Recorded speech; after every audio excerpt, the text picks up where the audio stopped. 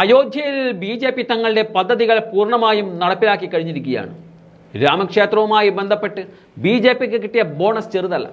അതിൻ്റെ അന്തിമ ഫലം ലോക്സഭാ തെരഞ്ഞെടുപ്പിന് പിന്നാലെ കൃത്യമായി ബോധ്യപ്പെടും. മാത്രമല്ല, കോൺഗ്രസ് പാർട്ടിയെ സർവത്ര ആശയക്കുഴപ്പത്തിലേക്ക് തള്ളിവിടാൻ ബി.ജെ.പിക്ക് സാധിച്ചിട്ടുണ്ട്. ഒരു വെടിക്ക് രണ്ട് പക്ഷി എന്ന പഴഞ്ചൊല്ല് അന്വർത്ഥമാക്കുകയാണ് ബി.ജെ.പി. ചെയ്തത്.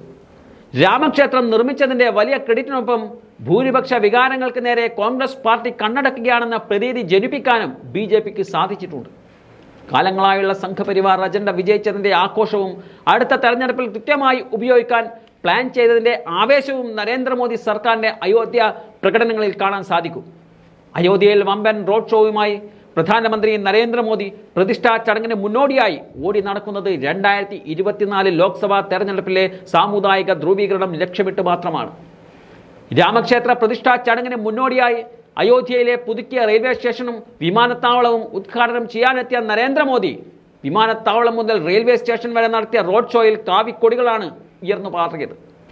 അയോധ്യ നഗരത്തിലേക്ക് 11,000 കോടിയുടെയും യു.പിയുടെ മറ്റു ഭാഗങ്ങളിലേക്ക് 4,600 കോടിയുടെയും പദ്ധതികളും പ്രഖ്യാപിക്കാൻ നരേന്ദ്രമോദി തീരുമാനിച്ചതിന് പിന്നിലും തെരഞ്ഞെടുപ്പെന്ന വലിയ ലക്ഷ്യമുണ്ട്. ഹാട്രിക് അടിച്ച് രാജ്യത്തിൻ്റെ തലപ്പത്തിരിക്കാനുള്ള രാഷ്ട്രീയ ആയുധമാക്കി അയോധ്യയിലെ പ്രതിഷ്ഠാ ചടങ്ങിനെ ബി.ജെ.പി. മാറ്റിക്കഴിഞ്ഞിരിക്കുകയാണ്. ലക്ഷക്കണക്കിന് പേരെ ഉത്തർപ്രദേശിലെ ബി.ജെ.പിയുടെ തുറുപ്പുചീട്ടിലെ ആഘോഷത്തിൻ്റെ ഭാഗമാക്കാൻ തീരുമാനിച്ചുറപ്പിച്ചാണ് സംഘപരിവാർ സംഘടനകൾ അയോധ്യ കൈയടക്കിയിരിക്കുന്നത്. ഇതിനിടയിൽ തള്ളാനും കൊള്ളാനുമാകാതെ കോൺഗ്രസിനെ ചക്രശ്വാസം വലിപ്പിക്കാൻ രാഷ്ട്രീയമായി വിഷയത്തെ ഉപയോഗിക്കാനും മോദിക്കും അമിത്ഷായ്ക്കും കഴിഞ്ഞിട്ടുണ്ട്. ജനുവരി 22-ന് നടക്കുന്ന പ്രതിഷ്ഠാ ചടങ്ങിലേക്ക് സോണിയാഗാന്ധി അടക്കം ചുരുക്കം കോൺഗ്രസ് നേതാക്കൾക്ക് ക്ഷണമുണ്ട്. എന്നാൽ പോകണോ വേണ്ടയോ എന്ന് തീരുമാനിക്കാൻ കഴിയാത്ത വിധം കുരുക്കിലകപ്പെട്ട് കഴിഞ്ഞിരിക്കുകയാണ് കോൺഗ്രസ്. പരിപാടിയിൽ നിന്നും വിട്ടുനിൽക്കണമെന്ന് കോൺഗ്രസിലെ വലിയൊരു വിഭാഗം താല്പര്യപ്പെടുമ്പോഴും ഹിന്ദി ഹൃദയഭൂമിയിൽ ഹിന്ദു വിരുദ്ധരായി ചിത്രീകരിക്കപ്പെടുമോയെന്ന ആശങ്ക പാർട്ടി അംഗങ്ങൾക്കിടയിലുണ്ട്.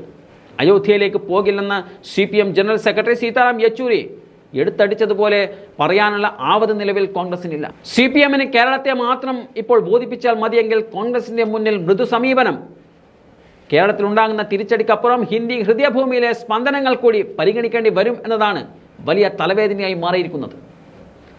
കോൺഗ്രസ് നേതാക്കളുടെ വരവും ബഹിഷ്കരണവും രണ്ടിലേതായാലും ബി.ജെ.പിക്ക് അത് ബമ്പറാണെന്നതാണ് കോൺഗ്രസിനെ വെട്ടിലാക്കുന്ന പ്രസ്താവനകൾ ഇറക്കുന്ന CPM നേതാക്കളടക്കം മറന്നുപോകുന്നത്.